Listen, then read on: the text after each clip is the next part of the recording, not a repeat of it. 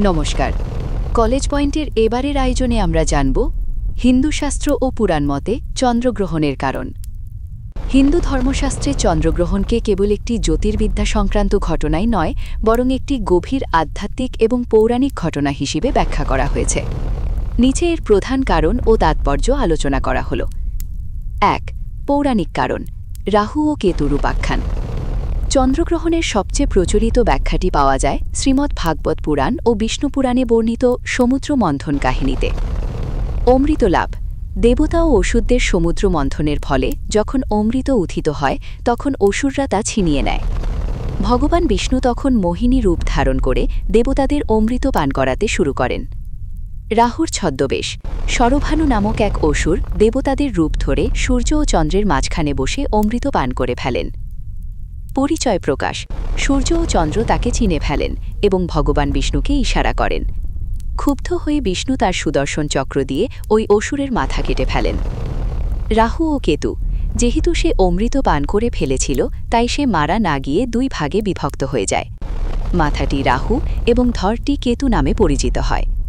প্রতিশোধ, সেই শত্রুতার কারণে রাহু সময় সময় সূর্য ও চন্দ্রকে গ্রাস করার চেষ্টা করে। রাহু যখন চন্দ্রকে গ্রাস করে তখনই তাকে আমরা চন্দ্রগ্রহণ বলি। কিন্তু রাহুর গলা কাটা থাকায় চন্দ্র আবার বেরিয়ে আসে, তাই গ্রহণ স্থায়ী হয় না। ২. জ্যোতিষশাস্ত্রীয় গুরুত্ব। জ্যোতিষশাস্ত্রে চন্দ্রকে মনের কারক, চন্দ্রমা মনস্য জাতঃ বলা হয়। গ্রহণের সময় রাহুর প্রভাবে চন্দ্রের তেজ সাময়িকভাবে কমে যায়, যা মানুষের মানসিক ও শারীরিক শক্তির ওপর প্রভাব ফেলে বলে বিশ্বাস করা হয়। ৩. ধর্মীয় ও আধ্যাত্মিক বিধি। শাস্ত্রমতে গ্রহণের সময় কিছু নির্দিষ্ট নিয়ম পালনের কথা বলা হয়েছে। সূতককাল, গ্রহণের কিছু সময় আগে থেকেই সূতক বা অশুভ কাল শুরু হয়।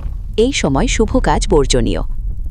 জপ ও ধ্যান, মনে করা হয় গ্রহণের সময় ঈশ্বর আরাধনা বা মন্ত্র জপ করলে স্বাভাবিক সময়ের চেয়ে বহুগুণ বেশি ফল পাওয়া যায়। দান ও স্নান, গ্রহণ শেষ হওয়ার পর গঙ্গা স্নান বা শুদ্ধ জলে স্নান করে দান ধ্যান করা অত্যন্ত পুণ্যের কাজ বলে বিবেচিত হয়। ৪. বিজ্ঞান বানাম শাস্ত্র। আধুনিক বিজ্ঞান অনুসারে পৃথিবী যখন সূর্য ও চন্দ্রের মাঝে আসে তখন পৃথিবীর ছায়া চাঁদের ওপর পড়লে গ্রহণ হয়। তবে শাস্ত্রীয় ব্যাখ্যাটি মূলত প্রতীকী এবং আধ্যাত্মিক সচেতনতা বৃদ্ধির জন্য ব্যবহৃত হয়। দ্রষ্টব্য, এই ব্যাখ্যাগুলো মূলত সনাতন ধর্মাবলম্বীদের বিশ্বাস ও বিভিন্ন পুরাণ গ্রন্থের সংকলিত রূপ।